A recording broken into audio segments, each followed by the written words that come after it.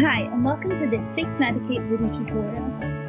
In this tutorial, we'll take a look at how to edit a focused assessment preset.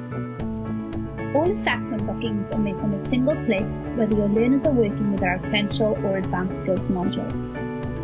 Okay, let's jump straight in and open the Assessment Manager. Hovering your mouse over the Assessment Manager menu opens a sub-menu. Select the third option, Focused Assessment Loader. You'll now be presented with all the assessment presets that you have created and saved. Note how all presets are divided into two separate sections, those being complexity-based and system-based. For this example, we are going to edit the third assessment that was scheduled for the 19th of July 2019 under the complexity assessment preset. To edit the assessment preset, choose the third icon which is being highlighted on screen now.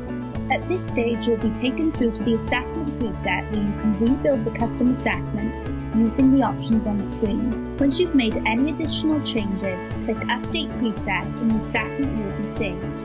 Alternatively, you have the option to delete the preset entirely by clicking Delete Preset. Thank you for taking the time to watch this video tutorial. If you have any queries, then please refer to our admin guides or get in contact with a member of the team.